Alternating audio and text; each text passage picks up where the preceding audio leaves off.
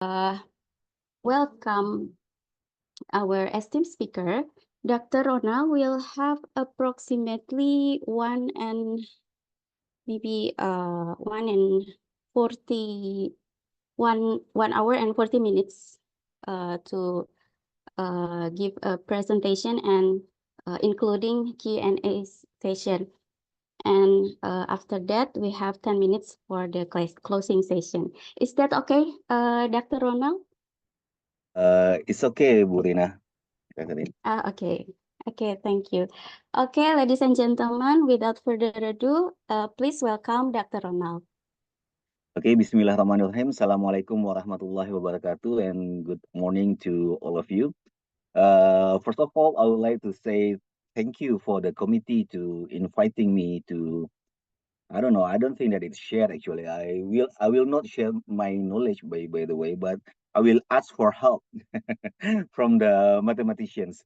As you see in my curriculum vitae that was presented by Burina, I spent the last 20 years in the area of Islamic finance, first as a researcher basically before I start my career as international standard setter in Islamic Financial Services Board. And after that, I moved to Indonesia, going back to Indonesia and join Indonesia Deposit Insurance, or in Indonesia we call as a Lembaga Penjamin Simpanan. In Malaysia, it's called as a PIDM, Perbadangan Insurance Deposit Malaysia, or in the English, they call it as MDIC, Malaysia Deposit Insurance Corporations. Actually, at 2000, during 2009, I was seconded by LPS to participate in establishing actually. The progress was started in 2014, but the KNKS, now called as a KNKS, was it takes almost 5 years to be ready, and I was seconded as the director of innovations for financial market deepening and infrastructure development for Islamic financial system. That's what the title at the time. But the ultimate mandate actually is finding a way and give a recommendation and on how to boost market share of Islamic banking industry. But after a while, I decided to, I mean, uh, at the time I was seconded because Minister of Bappenas, National Planning, Pak Bambang Brojo, was requested me directly to the chairman of the IDIC, LPS, yeah, to be a director of KMKS. But after he not become the minister again, LPS called me back, and I finished my responsibility in LPS to finalize the Sharia compliant deposit insurance and develop the Sharia resolution approach for problem or failed Islamic banks. Then I decided to resign because there's still a lot of problem in Islamic banking industry that if I stay in IDIC, I cannot solve it. What is that? I will tell you after this. But the problem with Islamic banks, actually, this is what I want to share in this morning is the theory and practice are not similar. It's so let me share the PowerPoint.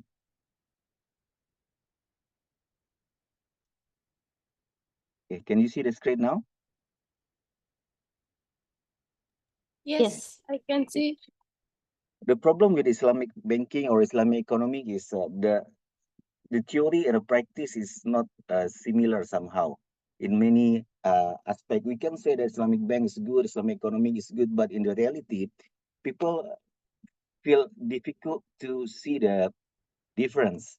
That's why it's also difficult to convince the governments and decision maker, policy decision maker, to give or to issue directions that support the development of Islamic economic and Islamic banking or Islamic finance in particulars.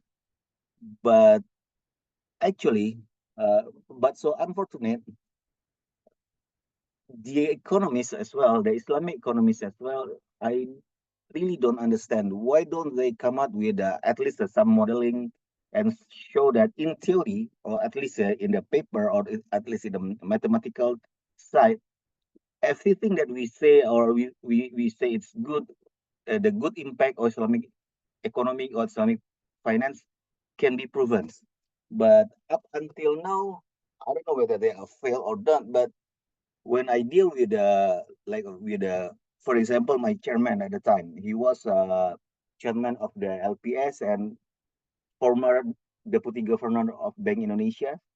He also close with the Ministry of Finance. Actually, there are people who can make a decisions in this country, but they're not buy in. Actually, in the politics, you can see that they chair the Ikatan Ahli Ekonomi Islam, they chair the Masyarakat Ekonomi Syariah. But to be honest, from my own perspective, it's just for political purposes. But at the end, I mean, I don't think that they are really support, because if we supportive, if we see that none of the regulation are really are strongly significant in boosting in the Islamic economic and Islamic finance in Indonesia. That's why maybe as academicians, we could blame ourselves, perhaps, because we are not able to convince them.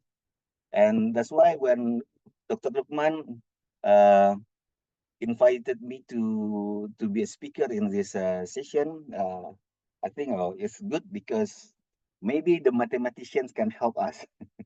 Because most people who are expert in Islamic economy, they are come from the religious background, Sharia background. We tend to speak from the dogma point of view. So that's why many economists later say that Islamic economy is just normative. It's just normative. So we cannot provide an evidence to them unless to show people what we are believe. Okay, we go one by one then. Yeah. Maybe some of you realize if you are interested in an investment or in a business, in the early this month, there's a uh, market price in the Japan and in the US, somehow in the, I mean, in the many part of the world, including, and it is also affect the price of Bitcoin. It's decreased 15% for one night only. What is the reason? The reason behind this is because Bank of Japan increase the interest rate. Yeah. We know that since a few decades back, Japan adopt the negative interest rates, even, yeah, not only low interest rate but also negative interest rate. They adopted that policy to support their economy, so that more money in the market, the economic will grow, and then it's promote also for foreign trade. But due to that policy, many investors, they borrow fund from Japan in yen. But when the inflation is increased in Japan, the Bank of Japan increased the interest rate, so that the Japanese yen is getting stronger. And many investors worry that if they do not pay back the loan in yen, the price of yen will be increased shortly.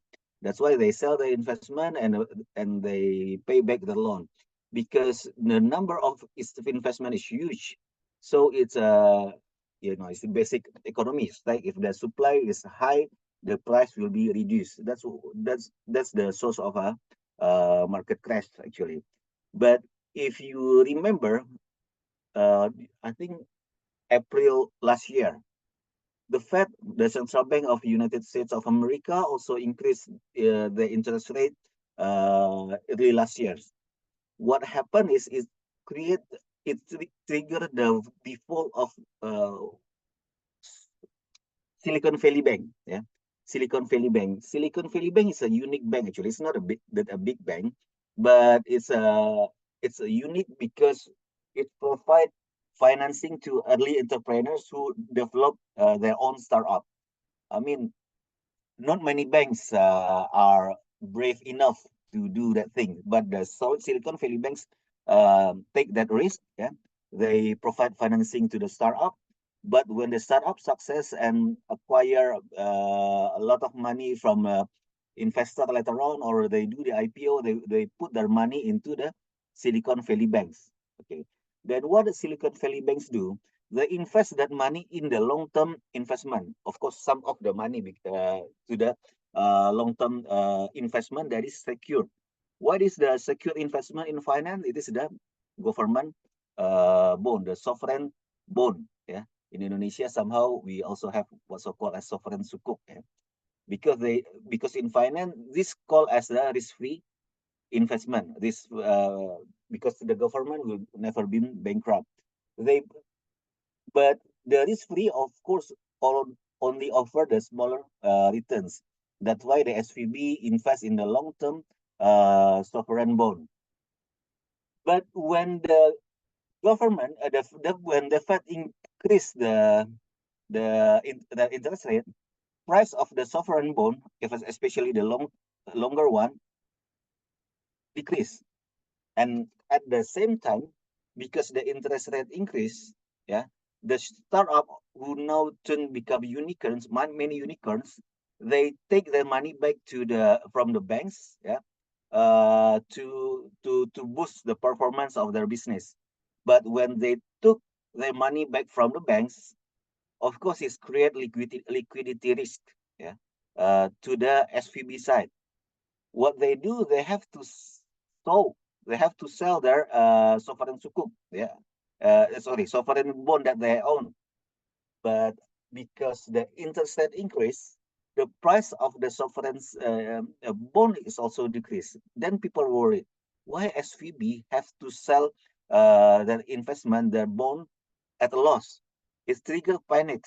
So people withdraw the money from the SVB, and in the financial term, we say that there's a rush or bank run in SVB. Then SVB collapse.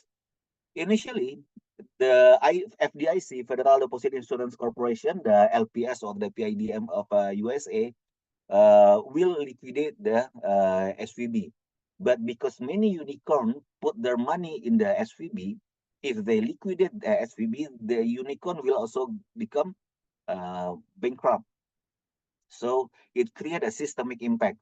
That's why they then decided to rescue and inject capital to the SVB.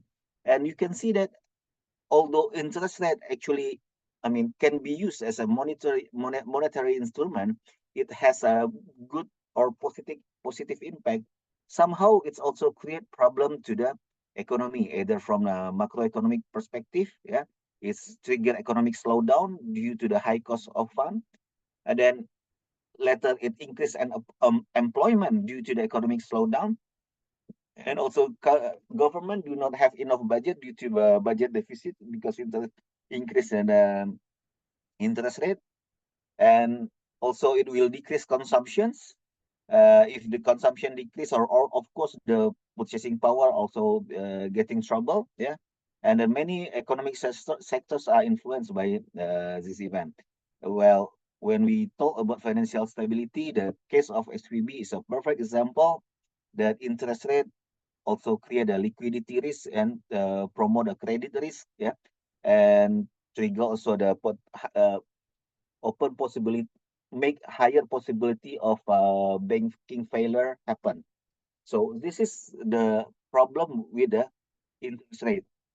And of course, when we say this, the Islamic economists will jump in and then say that's the problem of interest.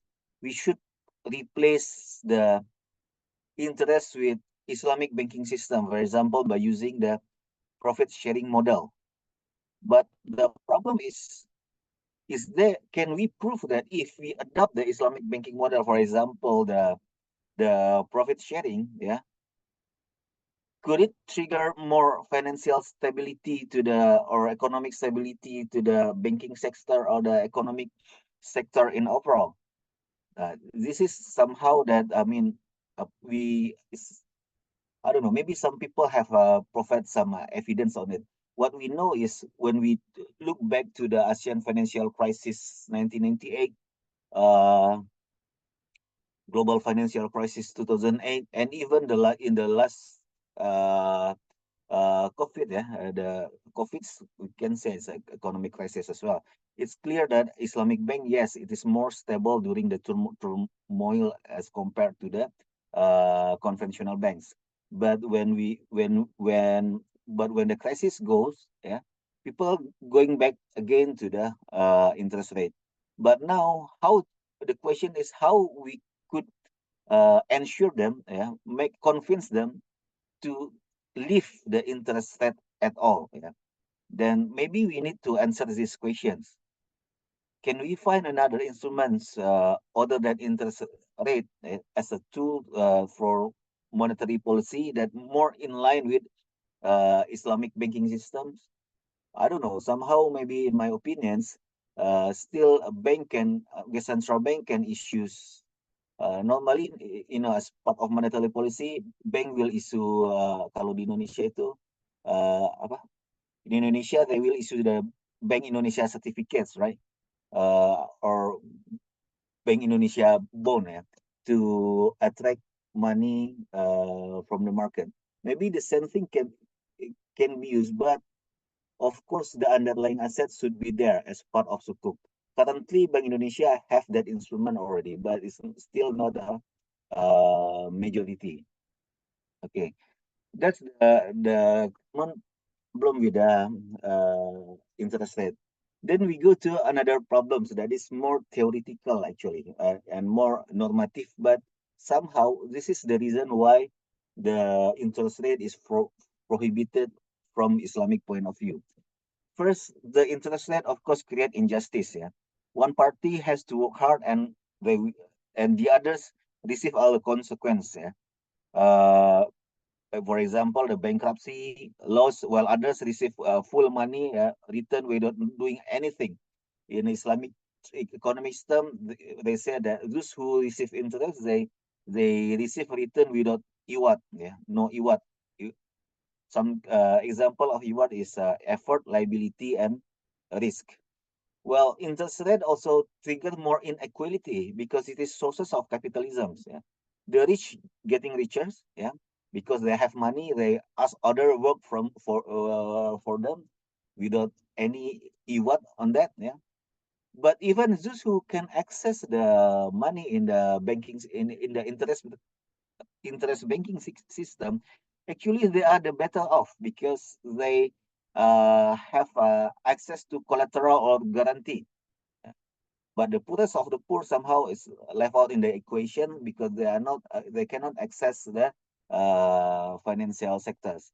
Of course, we can say that now, oh, there is a microfinance available, but you see that they charge higher interest rate as well because due to no collateral, high risk, high return. So the interest that have to be paid by the microfinance will also be higher than the normal finance. But one important thing that create that lead by interest rate is it's become barrier to innovations. You know why many innovations starting in Japan, in the US, in the Europe? One of the reason is because there are a lot of investors, venture capitals want to invest in that innovations. But when we ask again from where the investors, the venture capitalists got that money,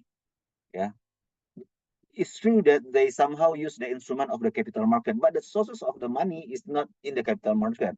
It is in the banking sector. They borrow fund from the banks with very, very low interest rate. Well, that thing cannot be happen in Indonesia. If you go to the even if you go to the big bank, I believe that's uh, cost of financing. I believe is higher than 7 or 8%. And if you go to the relatively medium bank, it must be around 9 to 12%, and the smaller bank, I think, it's bigger than 11 or 12%. So, who are brave enough to do innovations and borrow money from the bank with such high interest rate? with the probability of default is still high. So, I mean, but if we adopt Islamic banking system with a profit sharing, yeah, actually, of course, the injustice problem can be solved, yeah, and then everybody can have access to the bank if they have a good idea, good innovation, good capabilities, yeah, of I mean, with if they have a good network as well.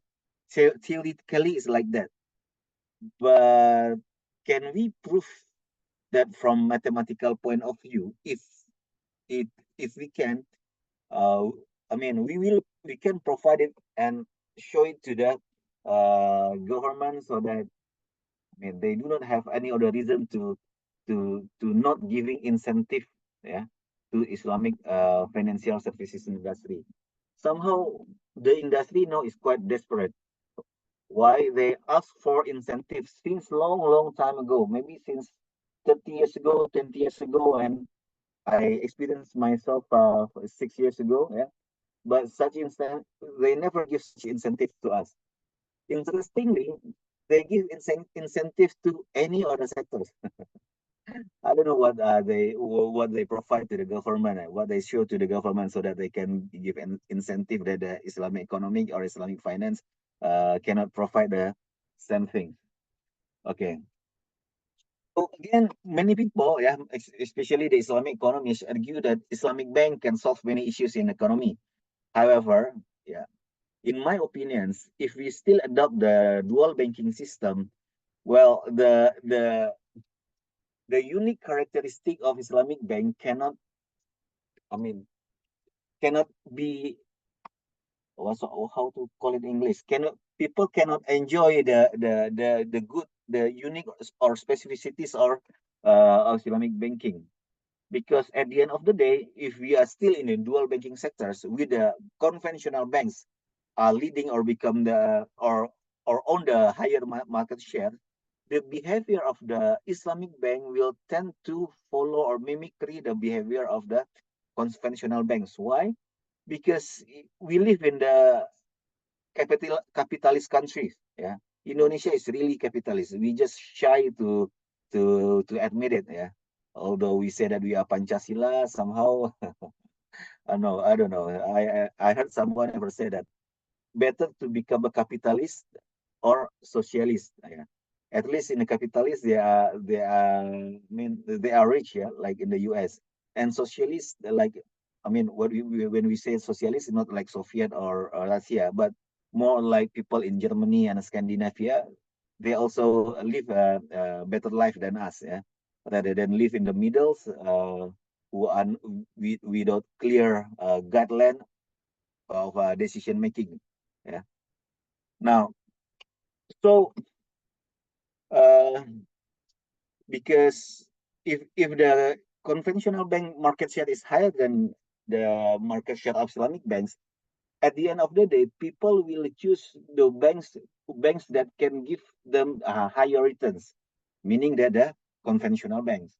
So the Islamic bank to attract more customers, they also conduct what's so called as smoothing profit. Smoothing profit, the increase. Islamic bank is supposed to use the profit sharing model and mechanism. But when the profit sharing is lesser than the interest rate, the bank will sacrifice their own income. In Arabic, we say tanazul haq to make to equalize the interest rate of the conventional banks. But if that happen continuously, we cannot see the difference of Islamic banks and conventional bank. And at the end, well, the behavior at Islamic bank and conventional bank will also be the same. So everything that we talk before these slides is bullshit. It's just talking, or what our next president said is just an omon. So uh, we should come out with a proof actually that if Islamic banks gain market share higher than conventional banks, yeah, the the return paid to the investor will be the real market expected will be the real return of the market. If it is true, I think people will choose to invest or use the Islamic banks, because all the positive things that we say before can be proven. So this is as well my questions to you all, that I hope you can answer and prove it later on, that yeah, if we can make the size of market share of Islamic bank bigger than the conventional banks, yeah, the interest, there's no more interest rate, or even if there is interest rate, the interest rates is determined as well by the real return of the market. Okay, and if that things happen, yeah, can the can all the assumption that we made before, that Islamic economies made before, that Islamic economic or Islamic bank, yeah, will lead to more stable economy, promote higher economic growth, promote innovation, and improve wealth of the societies, is correct. Yeah, we really happy if you can prove it through the mathematical modeling. But again, this is some non-interesting fact. Yeah. Actually, if we go back to a few decades ago, yeah, Pakistan actually ever implement that single bank Islamic banking system, but they have failed. Then they move again to the dual banking system. They allow the conventional banks to operate in the country. But maybe at the time, that was in 1980s, if I'm not mistaken. Islamic economy is not widely developed yet, so maybe it's not ready for implementations. But if we adopt it currently, I think I can't say that Islamic economies is widely developed right now. But at least we are more ready, I think. But other than Pakistan, Sudan and Iran still, especially Iran, they still adopt the single banking Islamic banking system. Sudan, few years back, they allow conventional bank to come in, but I never heard that any conventional bank willing to operate in Sudan, because people in that country is quite or very religious. Yeah. Even although they use only Islamic banks, some of the people still do not want to use the uh, the banking system. Yeah. This is where I learned about voluntary financial inclusion. Because what we know about financial inclusions happen due to the financial exclusion. Most likely it's happened because people are forced to exclude from the financial system, because they live far away from the city, in the rural areas, where they do not have access to the uh, to the financial system. Uh, so but even if they live in the city, they do not have access. They are shy enough to go to the banks or to apply for the banking products. But in Sudan, they do not. They can access the financial system, the banking system, but they don't want, because they said it's not Sharia compliance.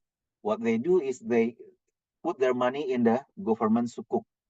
So Sudan is quite interesting. The countries to study.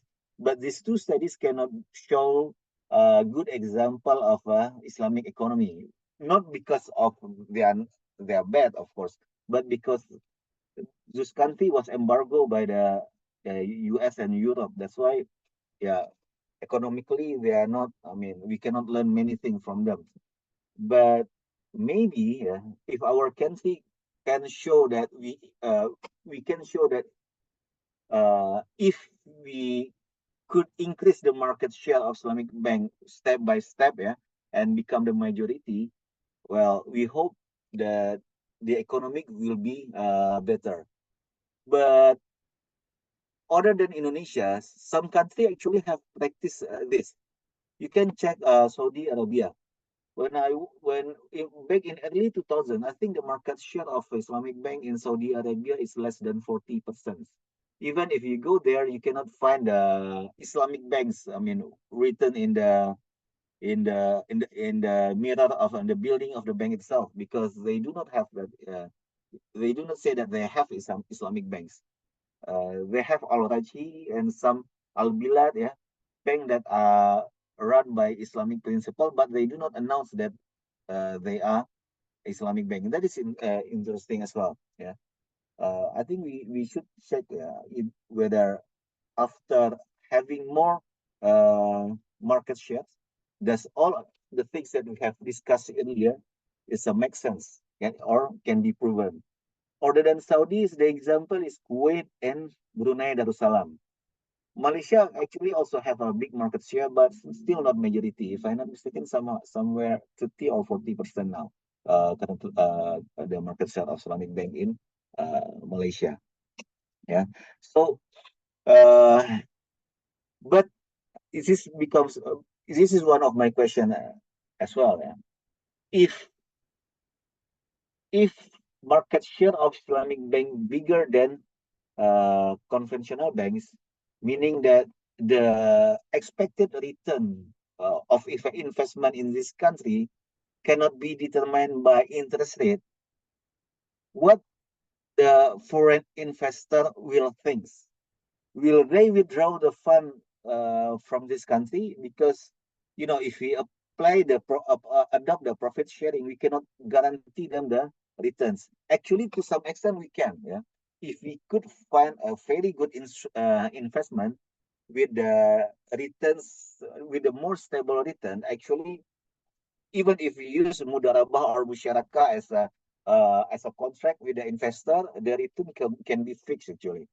But the problem is maybe we do not have so much stable investment to offer to the foreign investor. But then we should study this thing as well. Maybe this is also a reason why our ministers and the chairman or the governor of Bank Indonesia do not brave enough to change our banking system, because foreign investor could be fly away from this country. Okay, so this is another questions that we need to answer and prove, perhaps with mathematical modeling. Okay, the next slide is my last slide, but it's more complicated actually. I drew this diagram back in 2010 after return back from the KNKF, from the National Committee for Islamic Finance. Okay. During my period in KNKS, I was mandated to find a way to increase the market share of Islamic banks. At the time, what I did is, to to to increase size of Islamic bank actually is not that difficult theoretically. Yeah, we just need to improve bank's capital. If the capital is big, of course, the bank have flexibility to grow the banks, the bank itself, due to the regulation of capital adequacy ratio. If the capital is high, of course, the size of the bank could be higher. Then what we did is we talked to the owners of the Islamic banks, meaning that the conventional banks. Well, they said that it's not that we do not want to grow our Islamic banking unit, but we cannot see significant difference between Islamic bank and conventional banks. So why should we give our money to them? That's what the parent company or of the Islamic bank said. Yeah, meaning that the conventional bank said to their Islamic banking unit. Yeah, even the non-performing financing or the non-performing loan of Islamic bank is higher than the NPL of the conventional banks. Therefore, the return on asset or return on equity of Islamic bank is also lower than return on equity of the conventional bank. So better for us to manage our money by ourselves rather than put it in the Islamic bank. That's what the parent company say. Yeah. So After that, we go to the government, especially Ministry of Finance and Ministry of Economy, Ministry of Coordinator of in Economics ya, Menko Ekonomi ya sekarang namanya.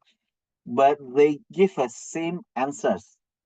Well, we cannot see the difference between conventional and Islamic banks. So, what is the what is the use of moving money from the right pocket to the left pocket? That's what they said. So we fail to secure big money from them. But if we see Malaysia, and not we no need to mention Malaysia, just see Oman then. Oman started their Islamic banking industry back in 2013, if I'm not mistaken. Yeah. Before I left the IFSB, they just start establishing the Islamic banking industry. Well, but if you see the market share of Islamic banks in Oman as compared to Indonesia, Oman has higher market share. Why? Yeah, that's the key. The government just need to put the money in the Islamic bank. This is what Malaysia did as well. Then after get a rejection from the government officials, we go to the individuals or the corporations who has much money. For the corporations, for the companies, especially most of them are non-Muslim, by the way, but they are willing to use the Islamic banks. But they ask questions: what are the advantages to us that conventional bank cannot give? So at the time, I invited the leaders of Islamic Bank and asked them these questions. They also cannot answer. So that's the problem. Then we go to the Muslim, the rich Muslim people. Their answer is more harsh actually. Oh, they said that. Oh no, Islamic Bank is haram. No difference between Islamic and conventional. So it gives me headache. Yeah. Well, if those who own money do not want to support the Islamic bank, do not want to put their money in Islamic bank, size of Islamic bank will always be relatively small. Yeah. If it is small, of course, it's become expensive because it doesn't meet the criteria of economic of scale. If it is expensive, possibility of having non-performing financing will also increase. And high NPF or high NPL will trigger the what's so called lower return, lower returns. That's why the parent company will not want to inject more capital. So this kind of vicious cycles. Yeah. Well, having small size also make Islamic bank is not competitive. But then people say, oh, Islamic bank should do innovations, to find a way to make themselves more competitive. But how could they make an innovations if quality of human capital who work in Islamic banks is called as a third grade uh, uh, third class of human resource? That's what they mentioned to me last time. They said that those who work in Islamic bank is not as good as in the conventional banks. The reason is because Islamic bank do not able to pay uh, the employees better as compared to conventional bank. Of course, those who are more talented, they do not want to work with the Islamic banks. Well, all of these things, it's become a reason why government established Bank Syariah Indonesia. They merged the Bank Syariah Mandiri, BNI Syariah, and BRI Syariah, so that we have big Islamic bank have good economic of scale, so they can solve these issues. To some extent, it is true, and I think it's quite successful. Yeah, I think it's quite successful, but for the BSI only, from the Bank Syariah Indonesia only. But how about the others bank like Muamalat, Bukopin, and then Panin, Victoria Syariah, you just name it. Still, this problem is still exists. Those Islamic bank is not competitive enough, as compared to other banks, even as compared to the BSI. And still the reason, yeah, because of the size are small, and size are small, so because of these people do not want to put their money in that bank. Yeah, why they do not put the money in the bank? Again, this is the answer. Yeah, the practice of Islamic bank is not ideal based on the Islamic economy. There is no difference, significant difference between conventional banks and Islamic banks, and that it triggered less empathy and even make some antipathy on the Islamic bank. That's why Muslim communities are not willing to use Islamic bank. Lack of incentive given by the government, and also parent company seems not serious to support the Islamic banking subsidiary. It is the biggest vicious cycle actually. But maybe we need to ask a question again: why Islamic bank do not want to introduce products that are uh, really show the true category or specific characteristic or specificities of Islamic banks?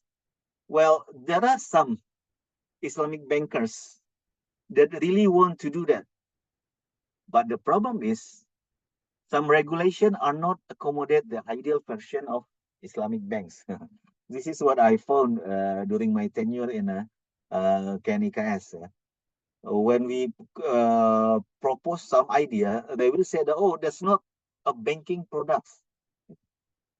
But we said, this is Islamic banking. Yeah, but banks do not do that. And then we said, so look at the Islamic Banking Act, ya, Undang-Undang Perbankan Syariah 2008, ya, Islamic Banking Act 2008, number 21, 2008. It's a law actually, but the regulators are quite stubborn at the time. They do not want to adjust what they think. Yeah. In fact, when we are successfully convinced them this is a true characteristic and true advantage of Islamic bank, you know what they say? Oh, we should giving it as well to the conventional bank to create equal playing field. Well, it's make me desperate. If the unique of Islamic bank is given to conventional bank as well, how could Islamic bank come out with a different services as compared to the conventional counterpart? At the end of the day, people will say again that Islamic banks are similar to the conventional bank.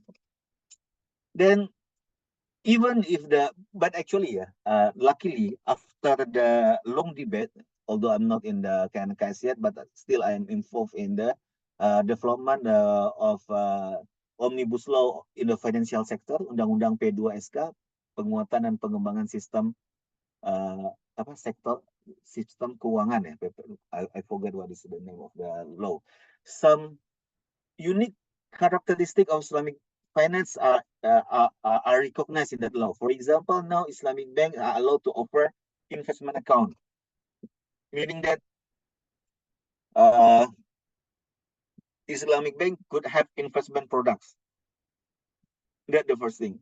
Second, Islamic bank can have subsidiary who are not financial institutions, meaning that Islamic bank can have developer, can have a motorcycle dealer, yeah. The reason behind this is so that Islamic bank can facilitate through sale of murabaha. But when I saw the act, when the parliament approved it, such flexibility is also given to the conventional banks. The thing is, even after the law or the acts or existing regulation allow Islamic bank to come up with their own specific characteristic, yeah, still Islamic bank are not, up until now, still do not provide such products. One of the reason is the community itself at large do not ready. For example, if many people, they would like to put their money in the bank just for the purpose of managing their daily financial transactions. Some of them would like to generate return, but they do not willing to receive higher risk, different to people in the capital market. Maybe this is also the reason why investment account in Indonesia, although it has introduced a lot last year, still not exist yet. Yeah.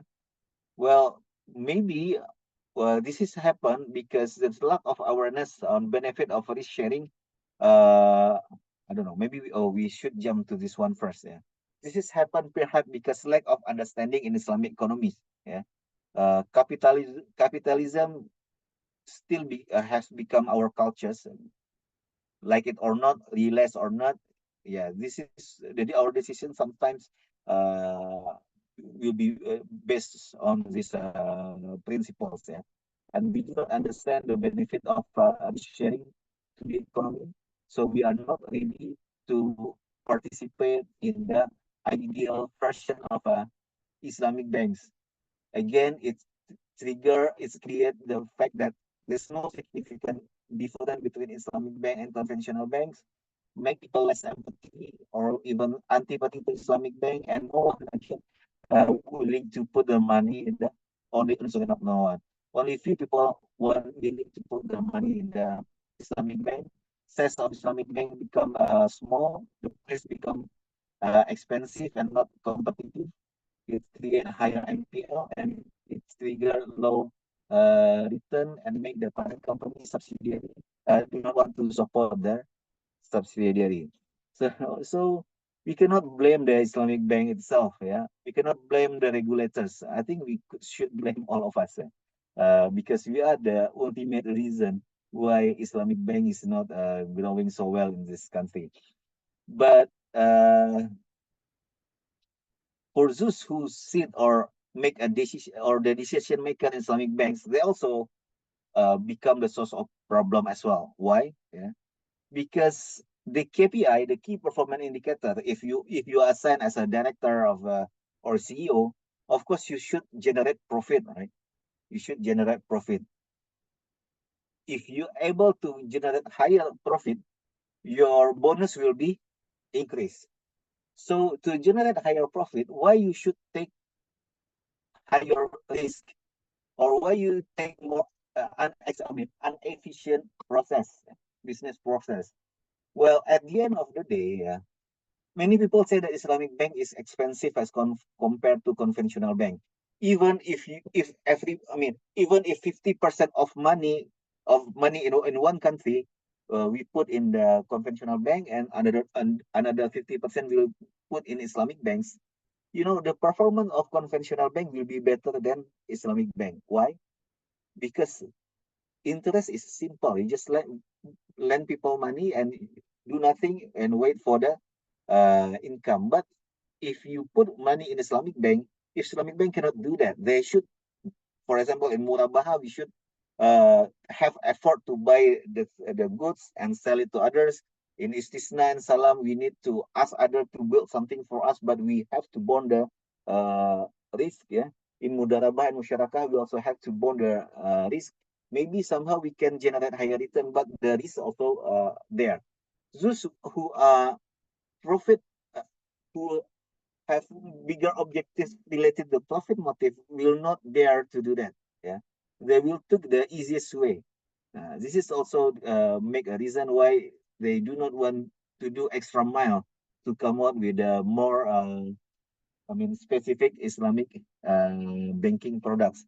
And somehow, yeah, for those who are in the corporate world, on the entrepreneurs side, yeah, when they want to uh, find a source of fund, yeah, somehow what's it called? It's like investment banks, investment bankers. When they in Indonesia we call perusahaan sekuritas. They assist company to issue bonds or sukuk. Yeah. When they approach a company and offer them to issue sukuk, yeah, these entrepreneurs or the corporates or the corporations confused. Wow, I don't understand that. It's so complicated. Just go back to the normal bond. Yeah.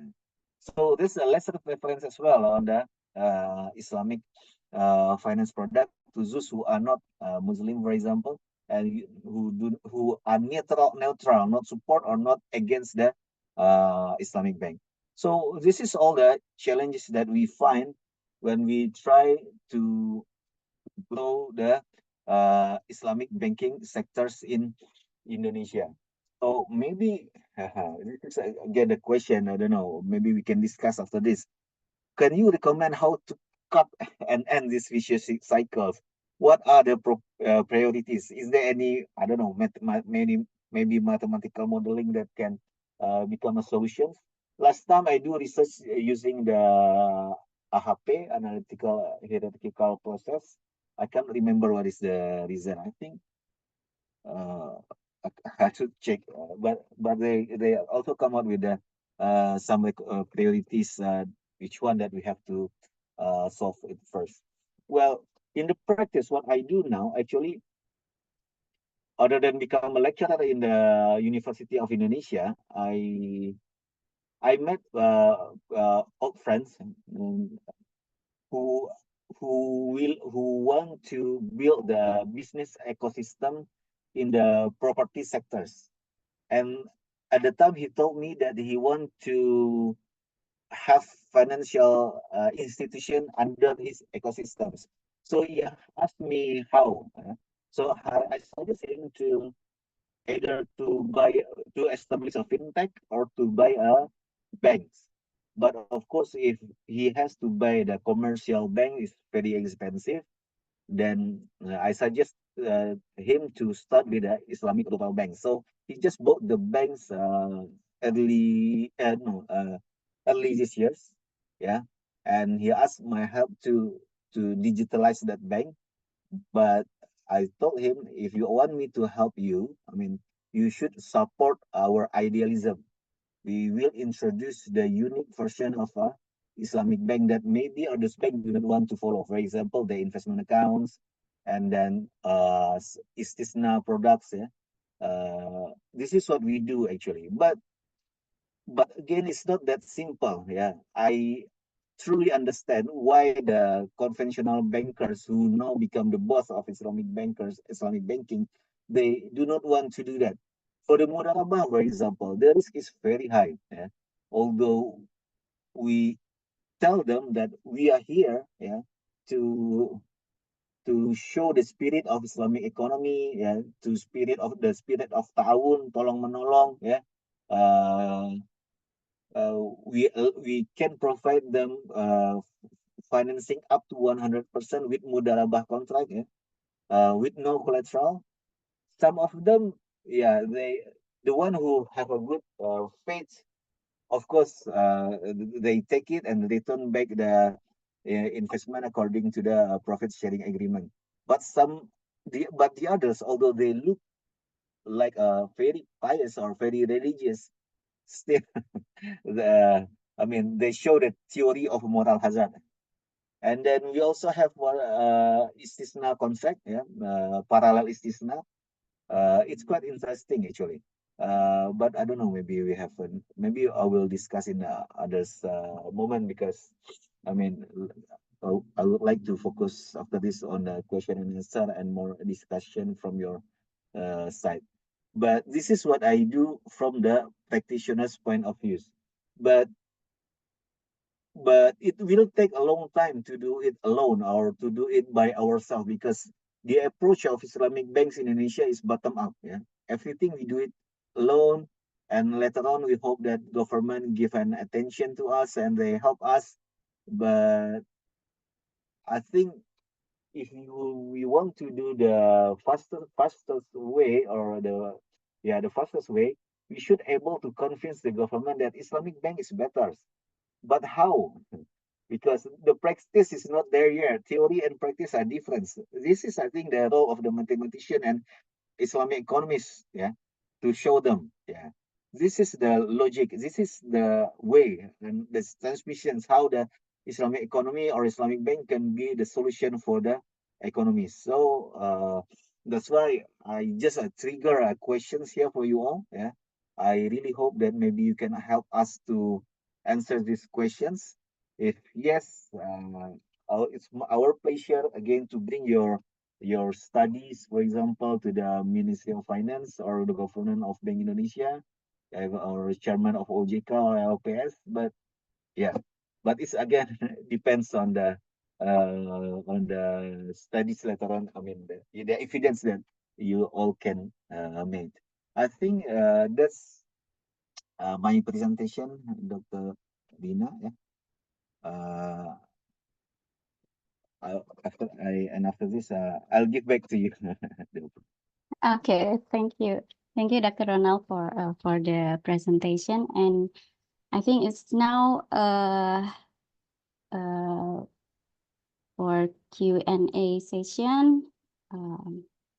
Please, for the participant who want to ask question, maybe you can click the raise hand button, or if you more comfortable to type the question in the chat box, please feel free to type the question. Okay.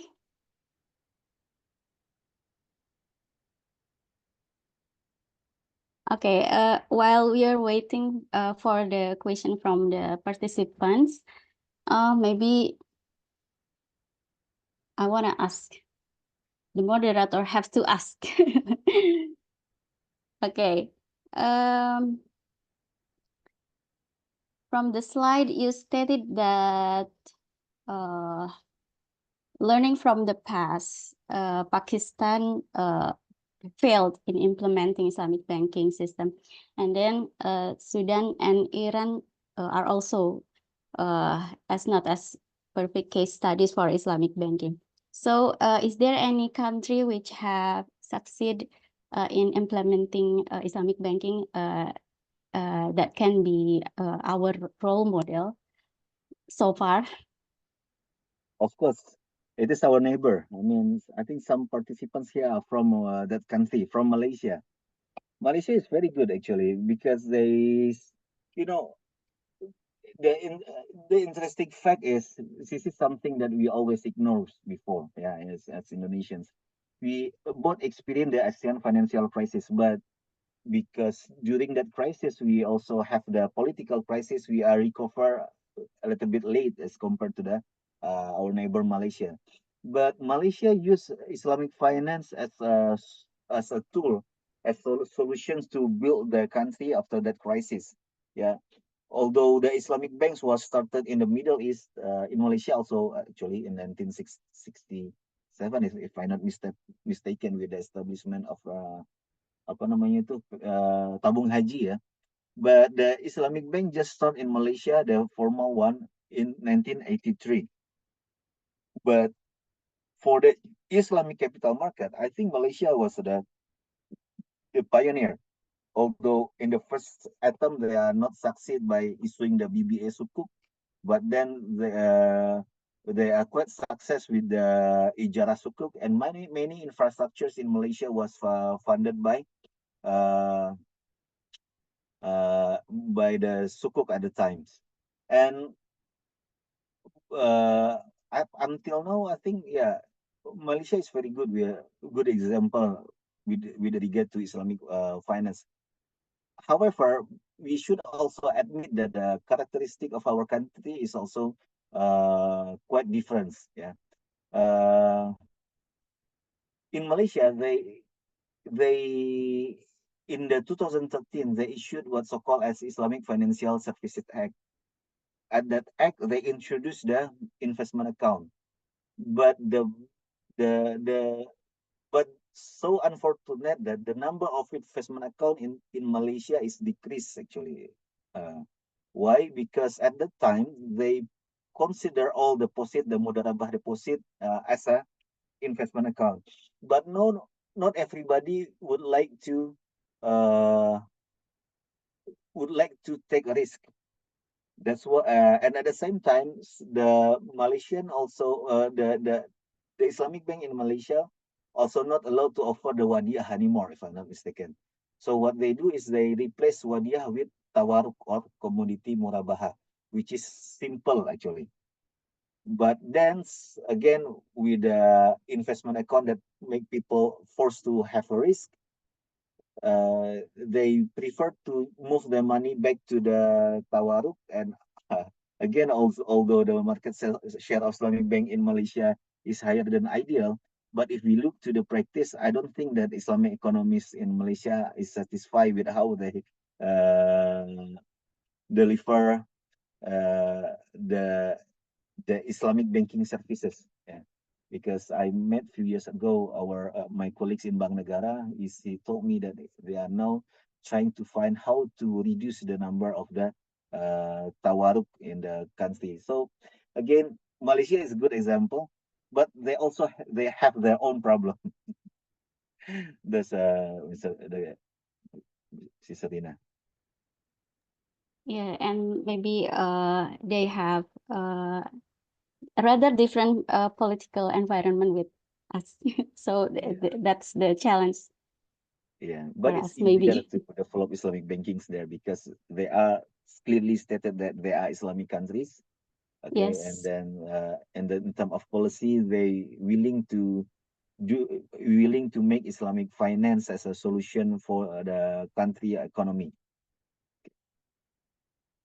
Okay, yeah. Thank you, Dr. Ronald. Okay, back to the participant. Please don't hesitate to ask question. Okay, we have a question in the chat box from Dr. Lukman. What is the smallest amount of capital requires to invest in Islamic finance? Oh, it depends. I mean, if you want to invest, meaning that to put your money in financial institution, of course, it depends on you. With the 100,000 rupiah, I think you can, or 50,000, you can open an account in the banks. But if you what you mean is how much money should we do shall we have if we would like to own our own Islamic bank or Islamic fintechs? It depend on the institution itself.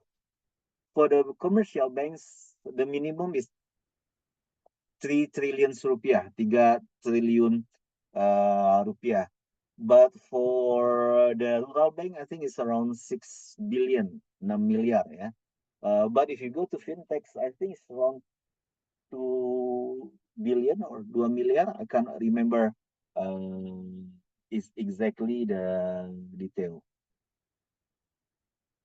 Well, I think that's my answers for the Dr. Lukman question, Dr. Rina.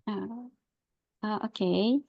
Now we are going to the second question from Ibu Wahyuning Murniati. Indonesia actually has several organizations that regulate Islamic financing in Indonesia itself, like Dewan Syariah with the fatwa and maybe OJK. Do you think the approval on this organization is enough to help us as consumers believe in the system in accordance with profit sharing? Please. Okay, the answer is no. Because Dewan Syariah Nasional is the National Fatwa Council. Yeah, actually they are part of MUI, Majelis Ulama Indonesia, which is MUI is actually an ormas, so non-governmental organization. They are not have a binding regulate rules. Yeah, even the fatwa is not binding. But luckily, our financial system in the Undang-Undang Perbankan, yeah, they or the Financial Act lah, they recognize the presence of the Dewan Syariah Nasional MUI. So any products related to Islamic finance should follow the fatwas of the Dewan Syariah Nasional. But although every banks have their own Dewan Pengawas Syariah who are come from the DSN MUI, yeah, the role of Dewan Pengawas Syariah is still limited. Yeah. Somehow they just come once a month, or I don't know. In the banks, the banks will present something to them, and they should give their opinions. But is that enough to ensure that the bank is really Sharia compliant? The answer is no, because to ensure Sharia compliant, there should be a complete Sharia governance system. Yeah, should be a Sharia governance system. There we should have a Sharia compliant functions. and we should have Sharia audit function or Sharia review functions. Well, in Malaysia, they have two others function, meaning Sharia risk management function and Sharia research functions. If all these four things is work properly, then we can say that the bank perhaps is more Sharia compliance. That's my answer, Dr. Rina. Okay, but actually, Okay. luckily, I want to add something. Luckily, early this year, OJK issued regulations related to Sharia governance. This is also part of our initiative to make Islamic bank more adopt to the Sharia, more adopt the better version of Sharia compliance, I think. Okay, thank you for the answer. Uh, okay, let's continue to the third question. Can I buy sukuk with $5? Can I finance my neighbor's motorcycle throughout Murabah without involving any financial institution? Is crowdfunding a solution for Islamic finance? Okay, it's interesting From questions. Dr. Lukman again. Yeah. About the investment, I think like with this, I mean, in the digital era, we have many investment apps currently. We have Bibit, yeah, Ajaib, and what else? Well, we can make an investment there with a minimum amount of money. So I think yes, we can. But the follow-up question is interesting. Can I finance neighbor motorcycle through Murabaha without involving any financial institution? Of course we can, yeah. But of course this is a private transaction between us and them.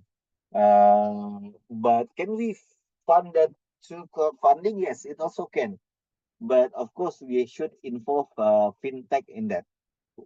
However, when I talk about the investment account, actually it has the crowdfunding nature as well.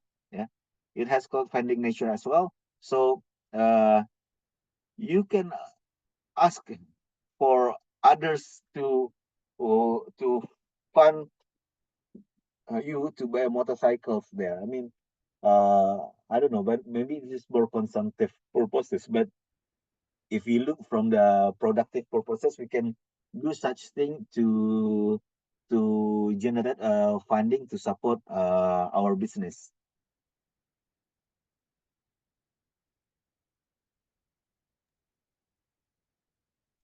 So this is another question from Dr. Lukman. Gamify the crowdfunding Yes. of local infrastructure project. What does it mean by why? Is that make a simulation or something like that? Oh, yeah, I think we can use gamification for literacy purposes. I think that's a good idea. Yeah. This is something that we can do too, yeah, to to attract or to convince others that if we use Islamic bank, the result will be better. So maybe after doing the mathematical modeling to to answer these questions, we could make a simulation as well, yeah, through gamification. Because if we do this, and then the expect the result, the behavior of the customer will result something like this. Yeah. It's so good if we can provide such a research.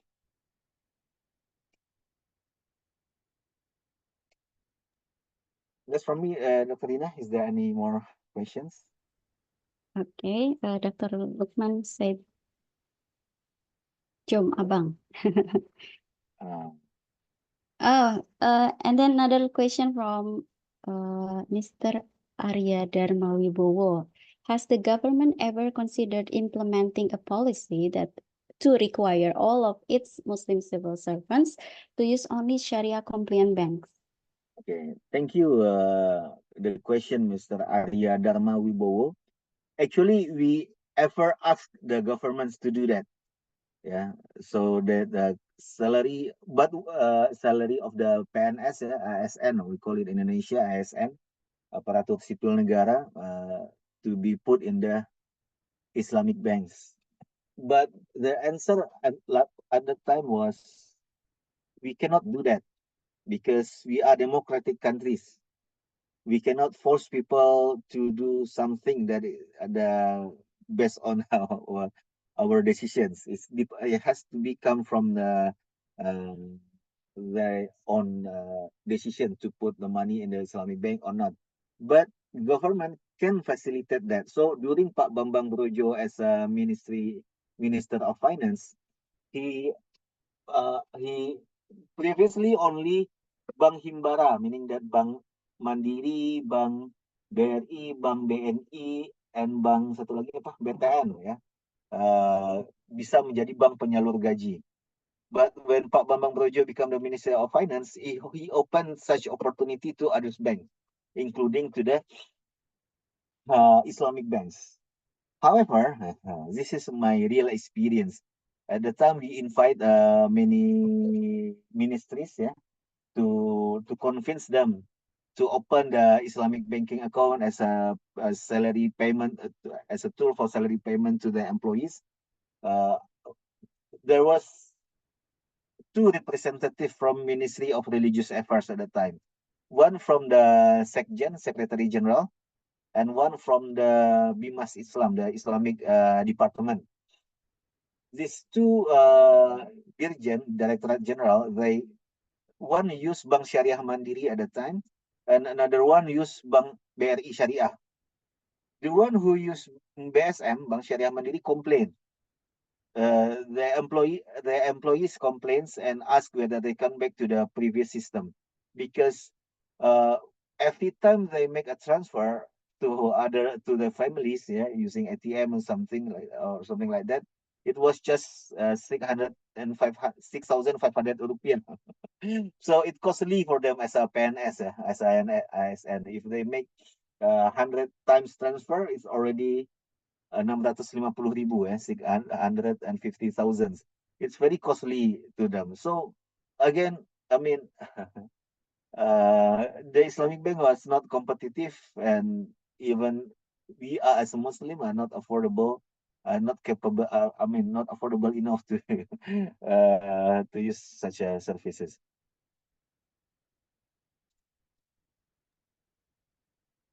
Okay. Any other question? Please do not hesitate. Maybe you want to share opinion or another point of view related to some questions that Dr. Ronald has shared on the slide.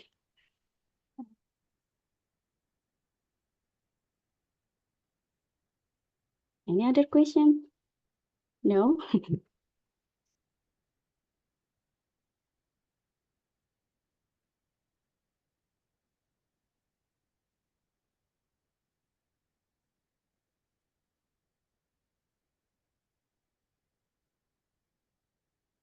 Okay. Mr. Arya Dharma said thank you for the answer.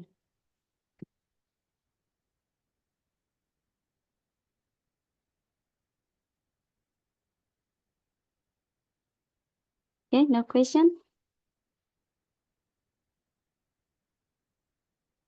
Okay. There is one question.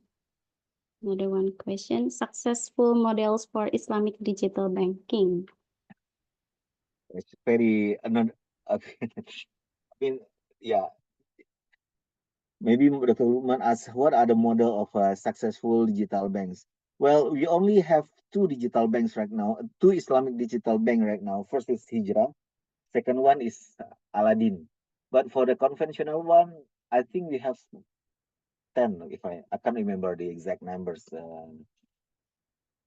The problem is with digital banks, not only with the Islamic one, is Indonesia is a very big country with, I mean, with no, the number, I cannot say that the lowest number of financial literacy. Actually, the recent survey of financial literacy for the conventional one is high. For Islamic, yeah, it's still relatively low. But I don't think that the question related to the financial literacy is high enough. So those who set themselves are financial literate, I don't think that they are able to use the digital banking services. Yeah. So I mean, in at least in the next 2 or 3 or 5 years, still a convention, the common ba- not common banking models. I mean, still, I mean, become the majority in this country. Even they can have their own, yeah, like Mandiri, and they have Livin. Now BNI, they have Wonder. Yeah, they could come out with digital services that perhaps is better than the product of digital banks. Other than that, we have this country is very big, and in the rural area, access of internet is not as good as in the big city, and then knowledge of the people also not supported. And so, well, it's still long way to go to have a digital banking all across the nation. But the problem with digital banking, including with the Islamic one, from my own point of view, is they don't have uh what's so called they don't have backbone for the business unless Bank Jago. Like Bank Jago, they have strong connection either via collaboration or ownership with the Gojek. Yeah. So so they have clear target markets there. They have a very good ecosystem there. So in the case of Islamic digital bank, yeah, if they want to be successful, they should try to find such a partnership. If not, maybe they have should build their own ecosystem. That's my question, my answer, Dr. Rina. Another question, what are your thoughts on Islamic decentralized finance? Defi, yeah. Defi. So, well, I'm not the expert in this area, but decentralized finance is, I mean, people use decentralized finance to support the cryptocurrency, something like Bitcoin, right? Ethereum, and something like that. Well, okay, maybe I'm not that strict on this. Yeah, I quite moderate. Unlike my senior Dr. Dian Masita said it is haram. She clearly stated that. But for me, if we going back to the theory of money, money is a medium of exchange. So if someone agree to one thing, yeah, one instrument as medium of exchange, I think we can consider that as money, including the Bitcoin, Ethereum, and whatever it is. Uh, the one that established based on the concept of decentralized finance.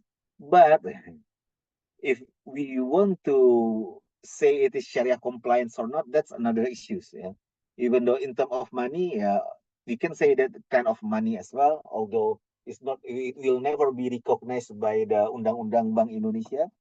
But from Sharia point of view, yeah, it cannot be Sharia compliance because it has no underlying asset, of course.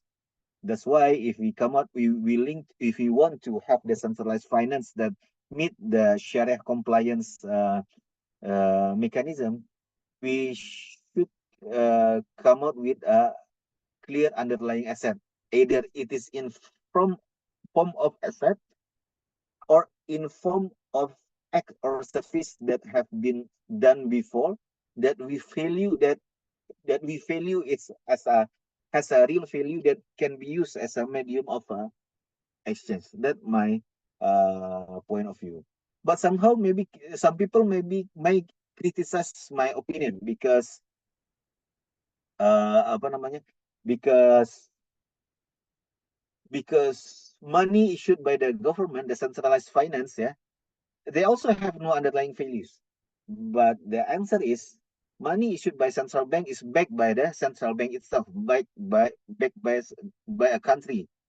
So the value of the fiat money is relatively stable, actually.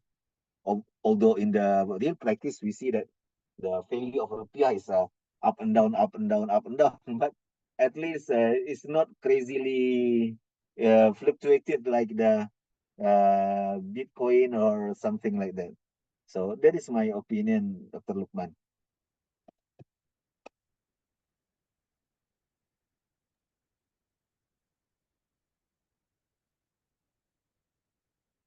Okay, any other questions from participants?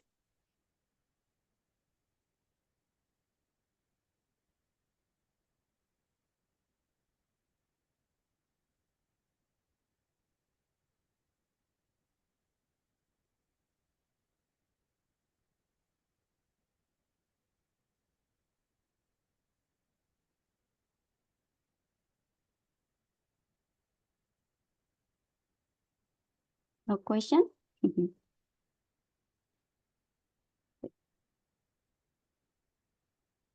Okay, if there is no question, then I want to say thank you to Dr. Ronald for this presentation, and I really appreciate your time and effort to share your Welcome. knowledge and expertise. Okay, before we end this session, I want to, oh, sorry, someone is raising hand. Jessica Jocelyn. Okay, you can unmute your mic, please.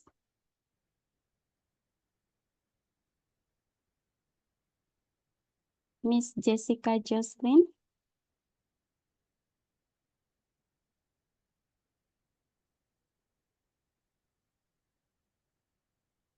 Mungkin kepencet barangkali. Oh, okay. Okay.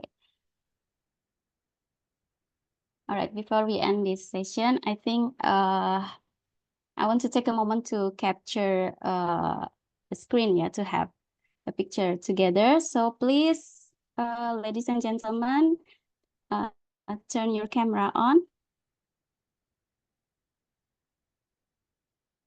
Okay, we are waiting for all participants to turn the camera.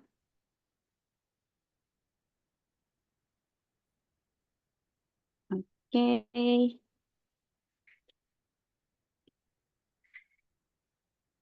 There are 3 slides. So I will take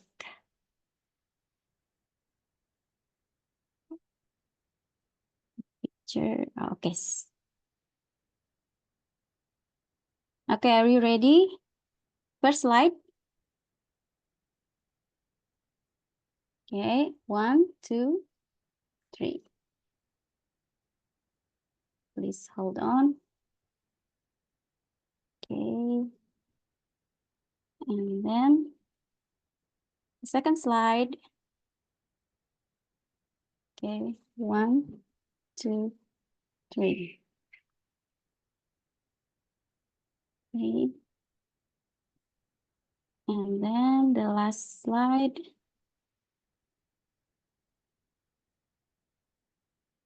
Last slide. 1, 2, 3. Okay. Yeah. Thank you, everyone. So now I'm back to Dr. Ronald. Maybe you have a closing statement before I close this course. Thank you, Dr. Rina. I think I mentioned everything already in presentations.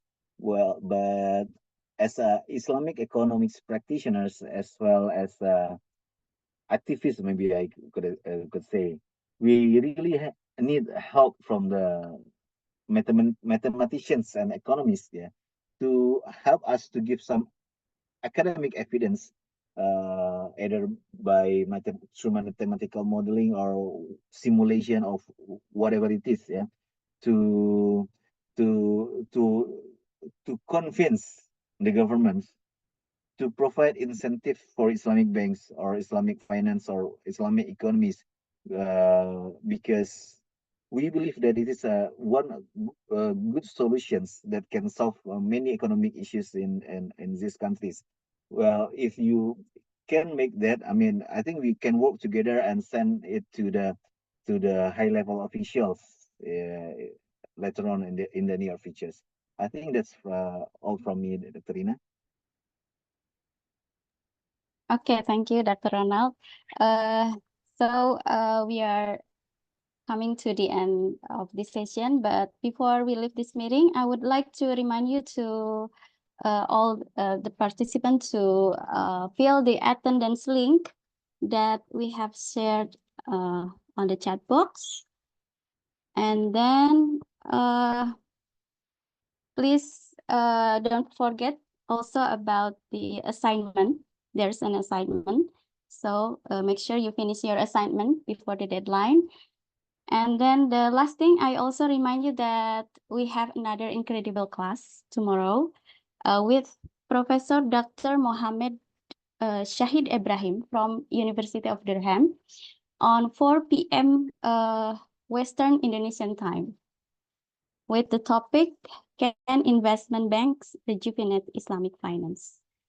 Okay, ladies and gentlemen, I think that's all for today. Thank you and see you tomorrow. Assalamualaikum warahmatullahi wabarakatuh. Terima kasih Bu Rina. Izin live. Sama-sama, terima kasih Pak Ronald.